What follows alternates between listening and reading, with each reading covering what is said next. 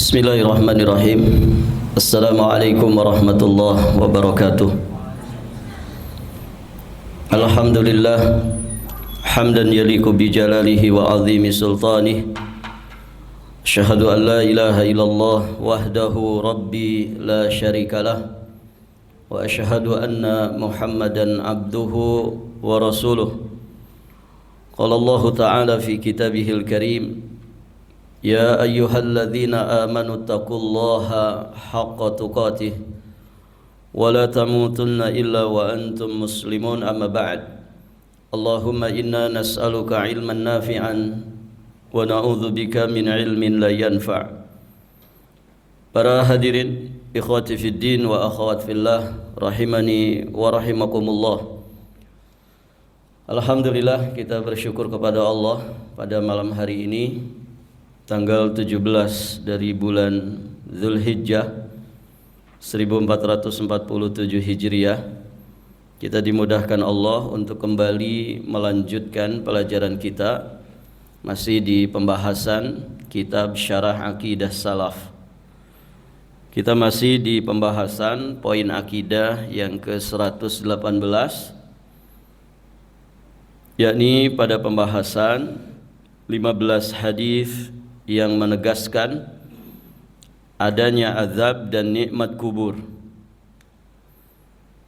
Berikutnya kita akan membahas hadis yang ketiga di antara sekian banyak hadis yang menjelaskan tentang azab dan nikmat kubur.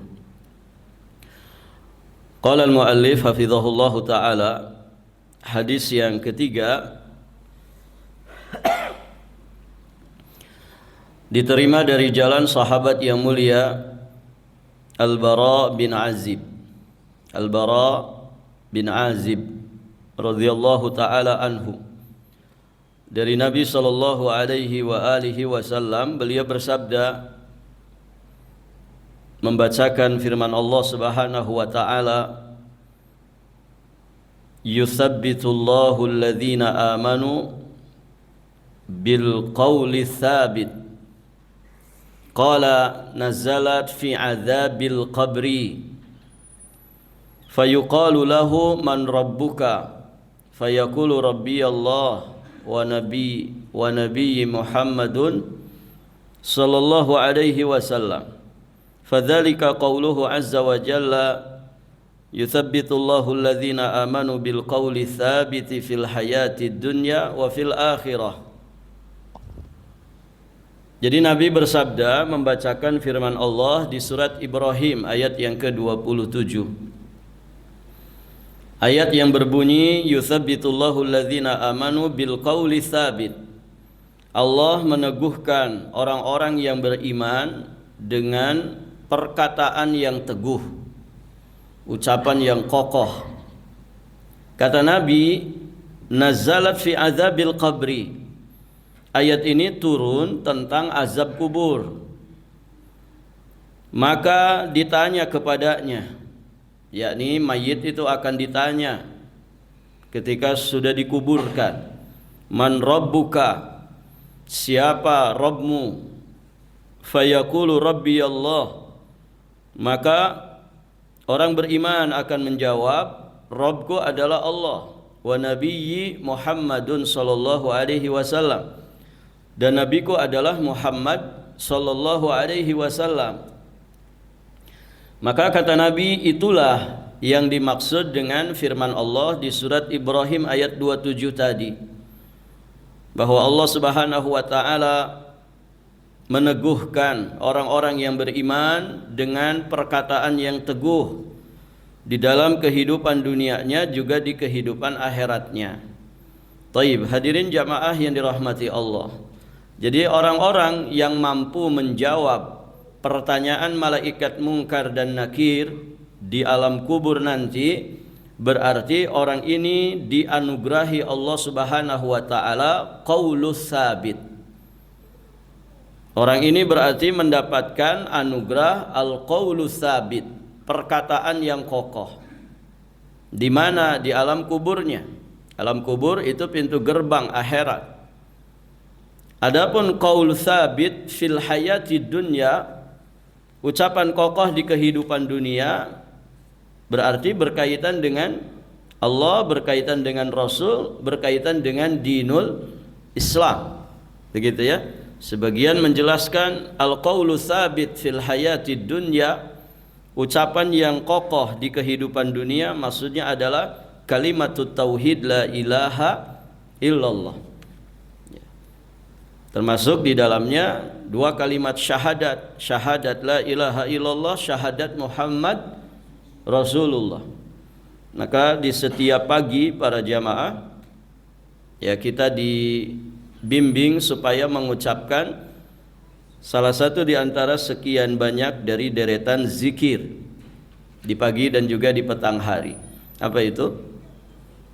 Raditu billahi rabba wa bil islami dina wa bi Muhammadin sallallahu alaihi wasallam nabiyyan wa rasula.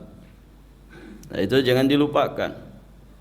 Ya, kita ridha Allah sebagai Rabb kita, sesembahan kita. Dan kita ridha, aku ridha ya Allah Islam sebagai agamaku, ya. Dan aku ridha Muhammad sebagai nabi dan rasulku.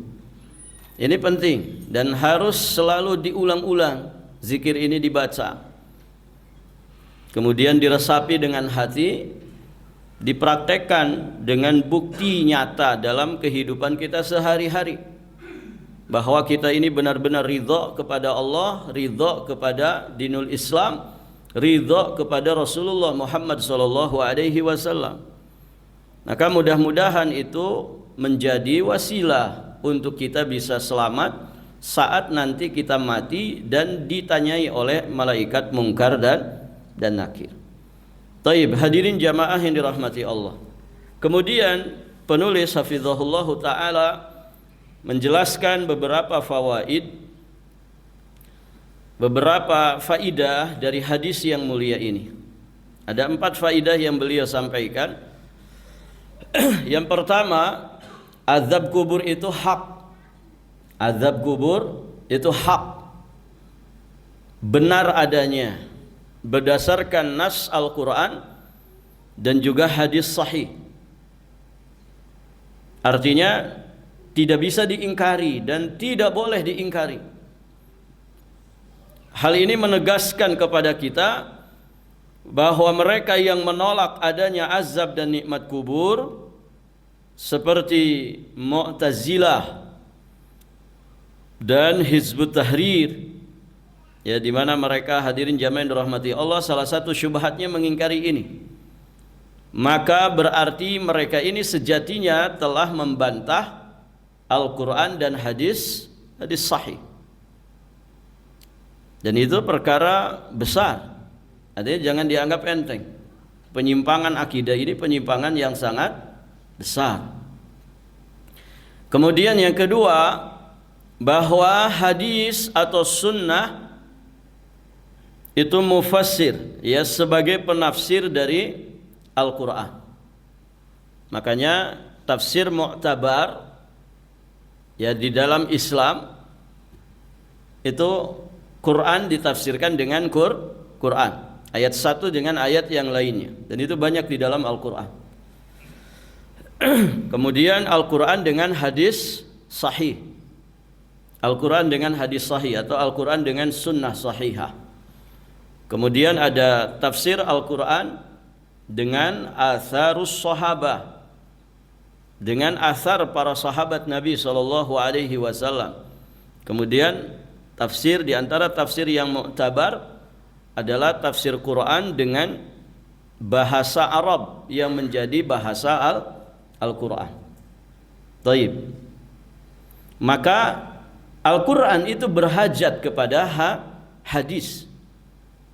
Al-Quran itu berhajat kepada hadis. Kenapa? Karena hadis itu mufassir. Dia sebagai penafsir dari Al-Quran. Coba antum perhatikan, dan ini terkadang menjadi syubhat sebagian orang. Katanya, mana yang menunjukkan sholat 5 waktu itu wajib? Begitu kan? Mana ayatnya di dalam Al-Quran yang nyuruh kita sholat zuhur, yang menyuruh kita sholat asar, yang menyuruh kita sholat maghrib, yang menyuruh kita sholat isya dan sholat subuh? Mana? Ada enggak ikhwan? Sudah pada hatam Quran kan Pak? Sudah pernah hatam Quran? Insya Allah pernah. Baik, mana ayatnya yang memerintahkan kita sholat 5 waktu? Ada? Antum bolak-balik hatam 1000 kali, nggak akan pernah ada. Tidak ditemukan. Tidak ditemukan di dalam ayat Al-Quran.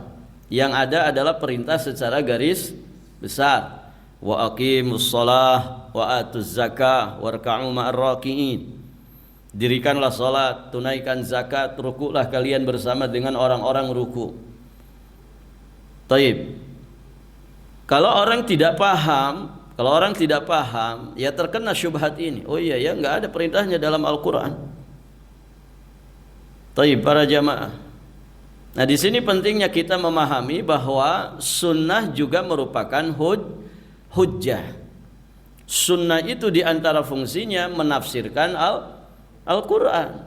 Ya memang tidak ada perintah secara letterlock, kalimat yang secara langsung mengatakan wajib kalian mengerjakan sholat zuhur, asar, maghrib, isya, subuh. Nggak ada memang. Sebagaimana tidak ada ya rincian zakat ya dengan sangat detail dan terperinci. Hadirin jamaah yang dirahmati Allah, di dalam Al-Quran tidak ada.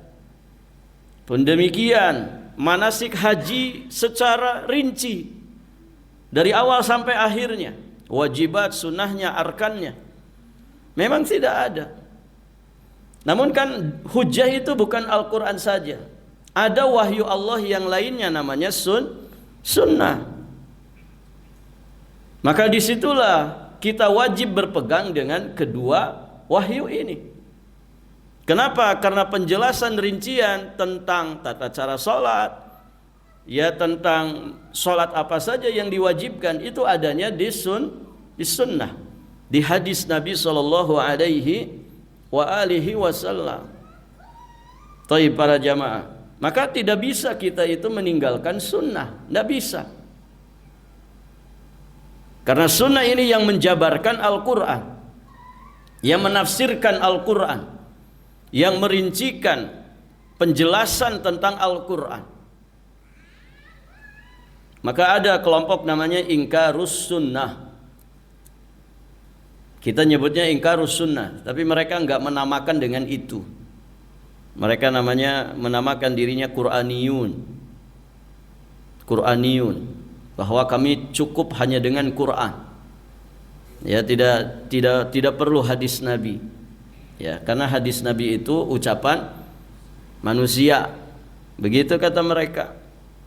Jadi kami cukup dengan firman Allah saja. Nah, orang kayak gini, para jamaah, orang yang seperti ini, itu sejatinya ya dia mengingkari Al-Quran itu sendiri. Ya tidak? Ada sekian ayat yang memerintahkan kita mengikuti petunjuk Nabi. Ada sekian ayat kita diperintah untuk taat kepada Nabi. Terus kalau mereka mencukupkan diri dengan Quran saja, bagaimana Anda mempraktekkan perintah sholat itu? Bagaimana Anda mempraktekkan perintah sholat itu? Bagaimana Anda mempraktekkan perintah zakat itu? Tidak bisa dipraktekkan tanpa sunnah. Jadi justru klaim orang yang mengatakan kami Qur'aniyun, kami cukup dengan Quran saja, bersamaan dengan itu klaim Anda itu sejatinya bertolak belakang. Justru Anda ini para pengingkar Quran kalau kemudian tidak mau mengikuti petunjuk sunnah. Nah, itu para jamaah yang dirahmati Allah. Jadi hadis atau sunnah itu sebagai penafsir Al-Quran.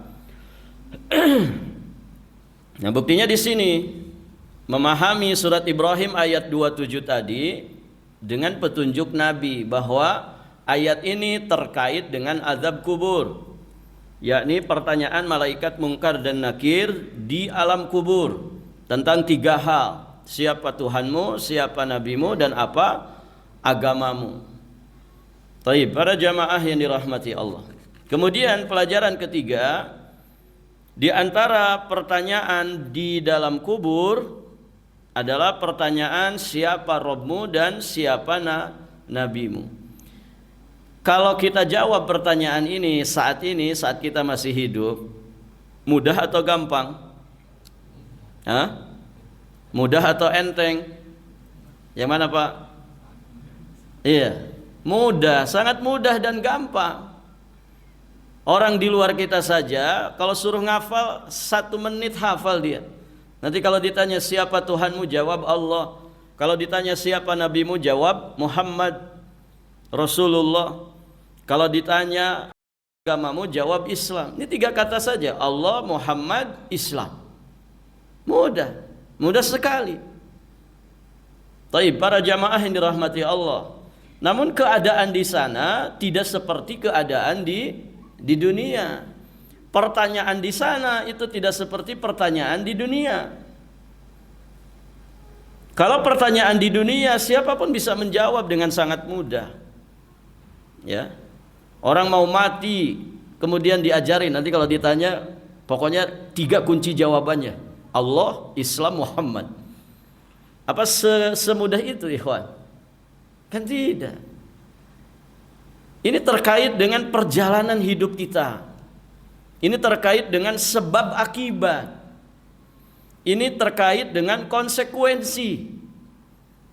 Terkait dengan keimanan dan keilmuan kita. Sejauh apa makrifat kita kepada Allah, sebesar apa makrifat kita kepada Rasulullah, sedalam apa makrifat kita kepada dinul Islam. Kemudian seberapa serius kita di dalam mempraktekannya. Seberapa sungguh-sungguh kita di dalam menjauhi semua pembatal-pembatalnya. Karena syahadat kepada Allah bisa batal, syahadat kepada Muhammad Rasulullah bisa batal, syahadat dalam Islam kita juga bisa batal. Maka hadirin jamaah yang dirahmati Allah, walaupun cuma 3 pertanyaan yang kunci jawabannya semua bisa menjawabnya dengan mudah untuk menghafalnya, tapi tentu keadaan di sana berbeda dengan keadaan ketika di dunia. Nasallallahu as-salamata wal afiyah fid dunya wal akhirah. Semoga Allah selamatkan kita di dunia, di alam kubur, sampai di kehidupan akhirat nanti. Baik para jamaah, pelajaran keempat, Allah akan meneguhkan atau menguatkan orang-orang yang beriman dengan kalimat tauhid la ilaha illallah di kehidupan dunia dan juga di kehidupan akhirat. Makanya kalimat ini kalau menjadi kalimat terakhir saat kita menghembuskan nafas, jaminannya surga. Man kana akhiru kalamihi la ilaha illallah dakhalal jannah. Barang siapa yang akhir ucapannya sebelum meninggalnya adalah kalimat la ilaha illallah, maka dia akan masuk ke dalam surga. Berarti kalau yang tidak bisa ngucapin apa-apa pasti neraka. Tidak begitu. Ini fadilah, satu keutamaan, anugerah, keistimewaan tersendiri. Dzalika fadlullahi yu'tihi may yasha. Itu karunia Allah yang Allah berikan kepada siapapun yang dikehendakinya. Artinya tidak otomatis kalau orang itu meninggalnya tidak diketahui dia ngucapin apa di penghujung hayatnya, kemudian pasti neraka. Enggak dipahami begitu. Hadirin jamaah yang dirahmati Allah. Tapi ini diantara salah satu pertanda baiknya seseorang ketika mengakhiri hidupnya, atau tanda diantara tanda-tanda husnul khatimah. Kemudian berikutnya, hadis yang keempat. Hadis yang keempat dari Utsman bin Affan radhiyallahu taala anhu wa ardhahu. Beliau berkata, kana Nabi sallallahu alaihi wasallam idza faragha min dafnil mayyiti waqafa alaihi faqala istaghfiru li akhikum wasalu lahu tathbita fa innahu al-an yus'al. Akhrajahu Abu Dawud wal Hakim wal Baihaqi. Nabi sallallahu alaihi wasallam dikisahkan oleh Utsman bin Affan, di antara kebiasaan Nabi apabila beliau telah selesai dari mengubur mayit, beliau berhenti sejenak seraya beliau bersabda, mohonkan ampunan, mohonkanlah ampunan untuk saudaramu ini, mintalah untuknya keteguhan karena sekarang ini dia sedang ditanya. Sebentar lagi dia akan ditanya. Saat ini dia akan ditanya. Ya, pertanyaannya yang sudah kita sampaikan. Ya, 3 pertanyaan. Di sebagian redaksi 4. Apa yang keempat? Apa ikhwan? Yang keempat itu, dari mana engkau tahu jawaban itu semua? Ini bagi yang berhasil menjawab 3 pertanyaan itu. Nanti ada pertanyaan keempat, dari mana engkau bisa mengetahui semua jawaban itu? Maka seorang mukmin yang dianugerahi qaulus sabit tadi, dia akan mengatakan qara'tu kitaballah, aku membaca kitab Allah, aku mengimaninya, aku membenarkannya, dan aku mempelajarinya. Nah, di situ para ulama menegaskan bahwa 3 ilmu makrifat ini, makrifat kepada Allah, Nabi dan juga Islam, itu mempelajarinya hukumnya fardu ain dan tidak boleh taklid. Artinya pastikan diri antum sudah mempelajari 3 makrifat ini. Jangan sampai antum ngaji sudah lama, 3 makrifat ini belum dipelajari. Alhamdulillah, ya Allah memudahkan kita karena ada ulama yang kemudian menulis kitab tentang ilmu yang paling mulia ini. Nama kitabnya Salasat Al-Usul. Ya, insyaallah antum semua sudah hatam semua kan? Para jamaah yang dirahmati Allah. Nah, itu dipelajari dengan baik. Dipelajari dengan baik. Karena itu ilmu yang paling mendasar sekali untuk jadi bekal mati nanti. Kenali Allah dengan baik, kenali Nabi Muhammad dengan baik, kenali Islam itu dengan baik. Taib, para jamaah yang dirahmati Allah. Kemudian beliau sampaikan bahwa hadis ini sahih, dikeluarkan oleh Imam Abi Daud, Imam Hakim dan juga Imam Al-Baihaqi. Berikutnya beliau jelaskan ada sekitar 6 pelajaran yang bisa diambil dari hadis Utsman bin Affan ini. Pertama, menurut sunnah Nabi sallallahu alaihi wasallam, apabila kita selesai mengubur mayit, maka disukai berhenti atau diam sejenak untuk mendoakan mayit, yakni memohon ampunan dan meminta kekuatan atau keteguhan kepada Allah bagi mayit untuk menjawab pertanyaan-pertanyaan malaikat. Jamaah berdoa sendiri-sendiri dengan suara yang pelan, hanya terdengar oleh diri sendiri tanpa dipimpin. Begitu sunnahnya. Namun sebagian penjelasan ulama mengatakan dalam rangka untuk memberikan pelajaran, sesekali ada yang kemudian membimbing jamaah yang hadir di situ untuk sama-sama berdoa, itu diperbolehkan dalam rangka memberikan pelajaran. Karena barakallahu fikum, terkadang di sebagian kalangan kita bisa melihat ya, siapa ini yang mengikuti penyelenggaraan jenazah ini. Kalau mungkin teman-teman yang sudah sama-sama ngaji, kebanyakan yang ngaji, mayoritasnya orang-orang ngaji sudah paham ya, setelah memberikan beberapa kulaimat, nasihat, maka masing-masing bisa berdoa menghadap ke arah kiblat, begitu kan? Dan mereka iktibar dari apa yang ada di hadapan mereka, yang sedang mereka alami saat itu. Namun terkadang ya kita ada di tengah-tengah masyarakat yang barakallahu fikum mungkin belum paham bagaimana modelnya ketika menguburkan jenazah. Ya, sebagian ya pandangan para ulama boleh ya satu orang kemudian membimbing, menjaharkan doanya untuk kemudian diaminkan oleh orang-orang yang hadir di situ. Sesekali tidak masalah, tapi yang sunnah seperti yang dijelaskan itu.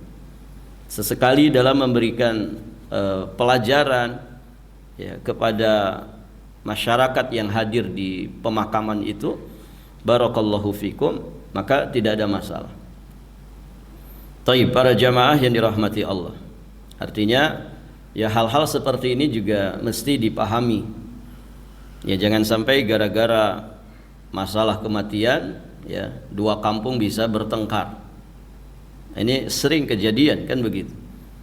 Ketika ada yang ada mungkin yang dikuburkan tidak sesuai dengan kebiasaan masyarakat di setempat, itu menyebabkan kemudian barakallahu fikum ya mereka akhirnya ya berperang, ya bermusuhan, bertengkar.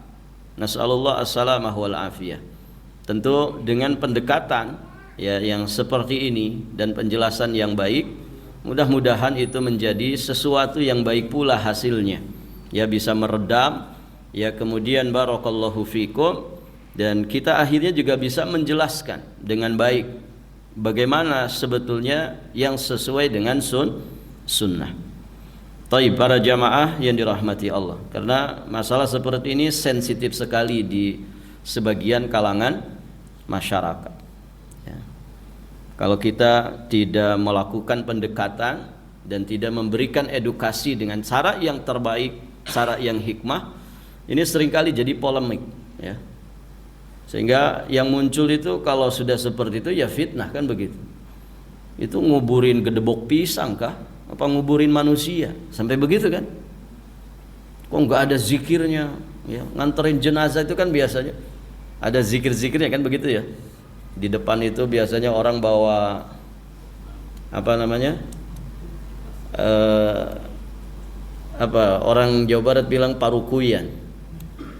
Apa kalau di sini nih, yang nanti di arang dibakar nanti dikasih kemenyan itu, apa Pak di sini namanya? Ya dupa lah, semacam dupa gitu ya. Itu biasanya itu paling depan. Kalau di sebagian kampung kan begitu. Itu paling depan, nanti jenazah di belakangnya itu dibakar kemenyan ya. Dupa itu dikasih kemenyan, baru nanti mereka iring-iringan la ilaha illallah, la ilaha illallah, la ilaha illallah Muhammadur Rasulullah. Itu dari rumah yang meninggal sampai ke pekuburan itu dibacakan oleh mereka. Taib. Kalau kita melihat ajaran Rasulullah, ada tidak? Ada nggak yang begitu Pak? Tidak ada, sebetulnya tidak ada. Kita bukan sedang mengingkari kalimat zikirnya ya. Tapi tata caranya, ada nggak contoh prakteknya dari Nabi? Gitu kan? Nah, di sebagian kalangan masyarakat ini kalau tidak ya melakukan pendekatan yang baik, edukasi yang hikmah, ini sering jadi polemik ya. Akhirnya ketika barakallahu fikum kita ngiringi jenazah tanpa ada zikir-zikiran keras begitu, akhirnya yang muncul fitnah. Ini orang ini nguburin apa? Ini nguburin gedebok pisang atau nguburin manusia? Akhirnya salah paham kan, jadinya fitnah. Maka edukasi itu penting, pendekatan ke masyarakat ya, supaya mereka bisa memahami begitu. Bisa memahami, sehingga ya kita harapkan ya masyarakat itu bisa menerima sunnah ini dengan lapang dada, walaupun mungkin mereka belum bisa mengamalkan, tapi setidaknya mereka tidak mengusik. Kenapa? Karena pendekatan dan edukasi yang baik. Taib, hadirin jamaah yang dirahmati Allah.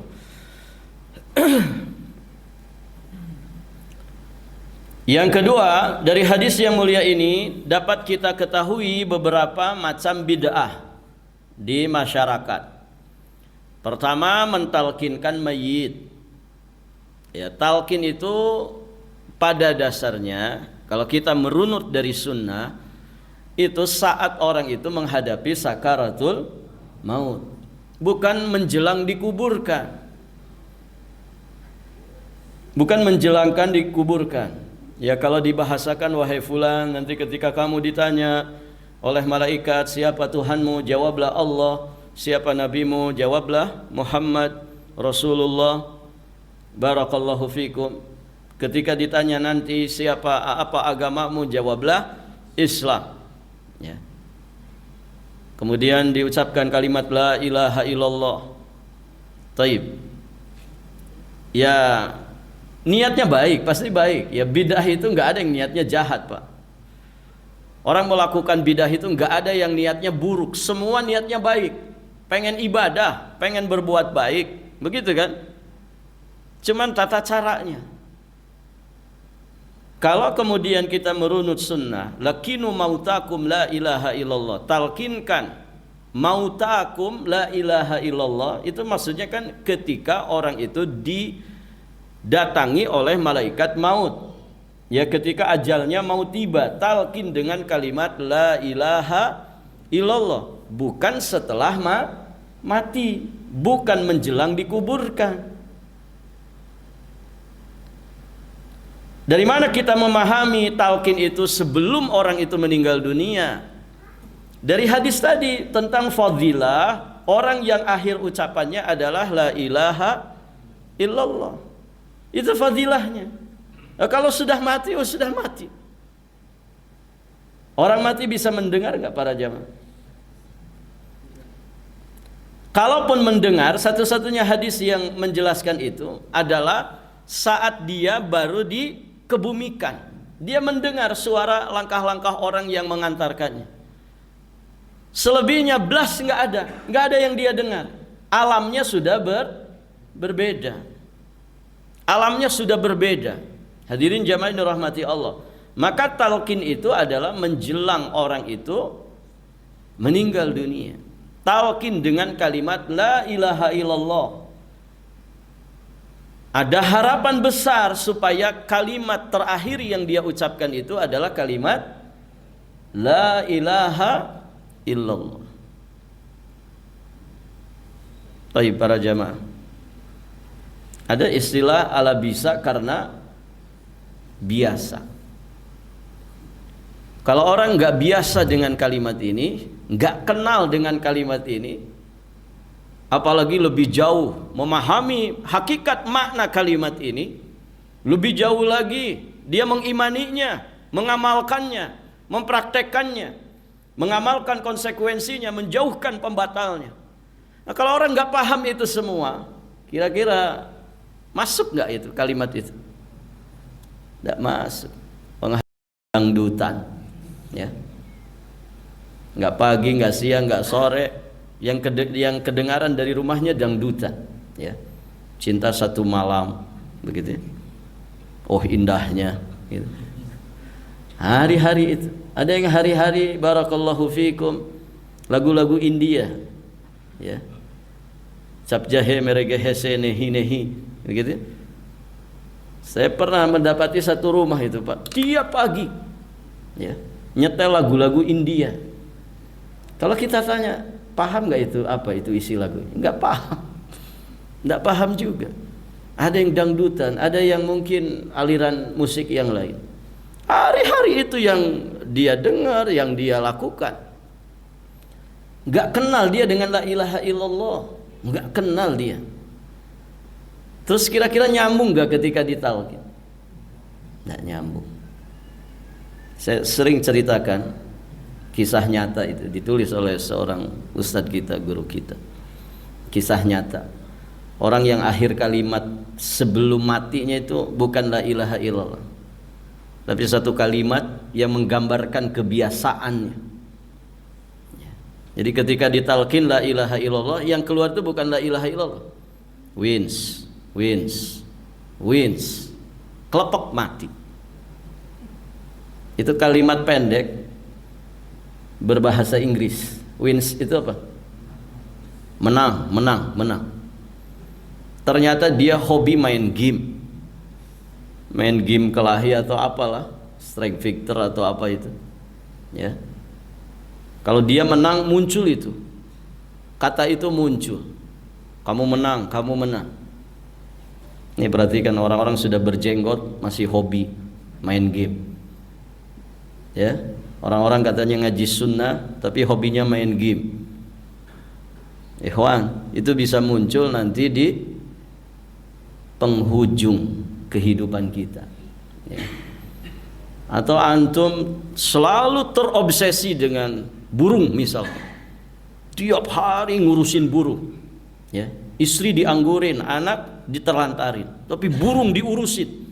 Ya. Tiap hari iniin burung. Bersiul-siul, bermain-main dengan burung. Nah, itu bisa jadi nanti muncul di akhir kehidupan. Ditalkin sama orang la ilaha illallah malah bersiul-siul dia. Bunyinya burung apa Pak? Hah? Murai. Barakallahu fiikum. Ya. Orang itu akan diwafatkan sesuai dengan kebiasaan. Antum hobi bola, oh pokoknya hari-hari itu otaknya bola, begitu kan? Gol, begitu kan? Nah, itu nanti ketika ditalkin la ilaha illallah, tidak muncul itu la ilaha illallah, yang muncul gol, gitu. Nah, ini hati-hati. Apa sebetulnya jiwa raga kita hari-harinya dipenuhi dengan apa? Dibiasakan dengan apa? Maka itu yang nanti biasanya muncul di penghujung kehidupan kita. Bukan tidak boleh Pak, punya hobi dunia itu bukan tidak boleh. Boleh selama tidak berseberangan dengan syariat. Antum hobi futsal, hobi badminton, hobi apapun, sewajarnya. Jangan kemudian mendominasi jiwa dan raga kita. Ya, karena kita hidup itu bukan untuk hobi. Hidup itu untuk menuju akhirat, untuk berjumpa dengan Allah Azza wa Jalla. Taib, hadirin jamaah yang dirahmati Allah. Berapa menit lagi? Baik. Kita lanjutkan sedikit. Jadi mentalkin mayit, maksudnya mentalkin orang yang sudah meninggal dunia. Yang benar adalah sebelum meninggal dunia. Kemudian mendoakan mayit bersama-sama dipimpin oleh seseorang. Ini yang tadi sudah kita bahas. Di sebagian keadaan kita boleh dalam rangka memberikan pelajaran. Kemudian mayit baru ditanya oleh malaikat apabila orang-orang yang mengantarkannya itu telah berjalan 7 langkah. Sebagian yang mengatakan begini, itu sejatinya simbolis saja. Ya, karena ini urusan goib, tidak ada yang tahu. Ya, kalau kita lihat hadisnya kan langsung ditanya. Ketika dikebumikan langsung ditanya, tidak nunggu 7 langkah dulu orang-orang beranjak dari situ. Taib para jamaah. Kemudian menaburkan bunga, meletakkan kembang atau menanam sebuah pohon kecil. Tabur bunga. Antum kalau lihat sejarah tabur bunga itu dari agama apa? Ketemu itu. Ya. Yang jelas bukan dari Islam. Begitu para jamaah. Tabur bunga. Dan itu tidak ada manfaat. Apa manfaatnya ikhwan? Ada nggak manfaatnya bagi si mayit terutama? Nggak ada manfaat. Mau setonkah dikasih bunga, itu tidak akan meringankan azab. Nah, sebagian orang nanam satu tanaman.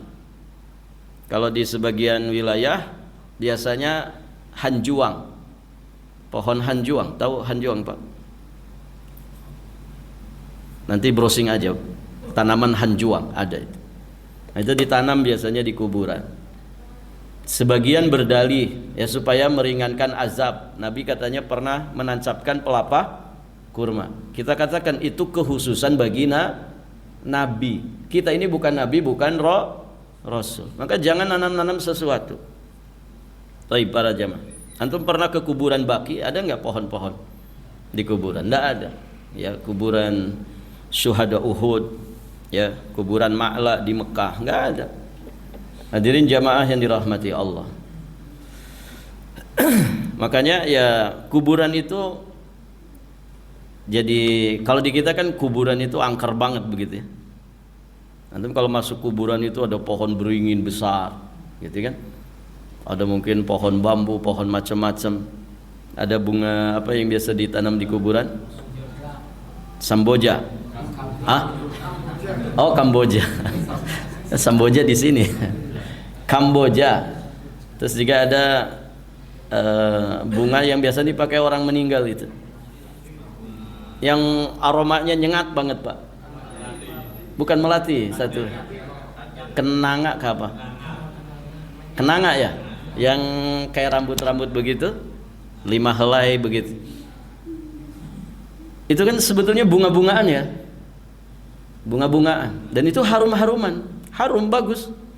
Cuman di kita ini karena identik dengan orang yang mati, jadi kalau mencium aroma bunga itu, apalagi tengah malam, pasti lari orang. Kenapa? Karena di benaknya ini ada hantu begitu. Karena itu biasanya dipakai orang yang meninggal dunia. Tapi para jamaah, nah itu ya nggak ada, tanaman-tanaman nggak ada. Jangan ditanam di kuburan. Karena kalau kuburan, ya akhirnya banyak pohonnya, ya orang tambah serem, tambah angker. Dan kalau sudah begitu, ya biasanya itu kemenangan tersendiri bagi setan. Setan bangsa jin itu, Pak, aslinya mereka itu lemah, takut sama manusia. Cuman gara-gara manusia itu menampakkan dirinya bahwa dia takut sama mereka, jadi mereka sombong. Aslinya mereka lemah. Begitu para jamaah. Tapi gara-gara manusia itu takut kepada mereka, bukan takut kepada Allah, akhirnya melakukan persembahan. Jadi mereka semakin jumawa, ya, merasa di atas kita. Akhirnya begitu, manusia dipermainkan oleh setan dari bangsa jin, ditakut-takuti. Kan kerjaannya yukhawifu itu nakut-nakuti. Sebetulnya mereka lemah. Manusia itu lebih mulia secara derajat makhluk Allah daripada bangsa jin. Taib, hadirin jamaah yang dirahmati Allah. Jadi menabur bunga, meletakkan kembang atau menanam sebuah pohon kecil, ini tidak ada manfaat. Tidak ada manfaat. Nah, sebagian mungkin tidak suka dengan pembahasan kayak gini. Kenapa? Karena bisa mematikan ekonomi. Kasihan penjual bunga di kuburan. Saya pernah mergoki, Pak. Di suatu ketika saya ikut seseorang yang sedang cerita dari seseorang yang sedang anaknya mau nikahan. Terus dia sedang nyewa baju kostum nikah begitu ya, baju pengantin. Posisinya di tingkat kedua. Nah, tempatnya itu di seberangnya kuburan, adalah kuburan di kita ini. Di depannya jalan raya besar. Nah, dia mergoki dari atas tingkat kedua itu. Ada penjual bunga yang sedang mengutin bunga yang bekas orang. Begitu, paham maksudnya? Jadi dia jual bunga di depan. Ya, dia jual bunga di depan. Nanti kan ada yang beli tuh, orang ziarah beli. Itu lengkap dengan airnya, biasanya sudah diairi. Nanti diciriin, ini orang ini tadi ke kuburan mana, gitu kan. Nanti orangnya pergi yang ziarah itu penjualnya, salah satu penjualnya, dia cepat-cepat datang ke situ. Dipungutin lagi, Pak, bunganya. Dipungutin lagi sama dia, dikasih plastik lagi, dijual lagi. Terus apa manfaatnya itu bunga? Jadi manfaatnya apa itu bunga? Nggak ada manfaatnya, mau diambil lagi juga. Ya. Terus kalau ya mudah-mudahan ini air bisa mendinginkan. Kalau dia sedang disiksa sama api kan dengan air bisa jadi dingin, bisa jadi padam. Sekarang kalau mau main logika, ini satu aqua begitu, satu kemasan begini, kira-kira nembus ke sampai ke bawah. Ya. Itu harus 1 drum 1000 liter baru mungkin nembus. Kalau mau pakai logika-logika. Artinya kan tidak ada manfaat itu. Itu hanya buatan-buatan orang saja. Hanya akal-akalan orang saja. Karena di dalam sunnah Nabi ini enggak ada. Taib, hadirin jamaah yang dirahmati Allah.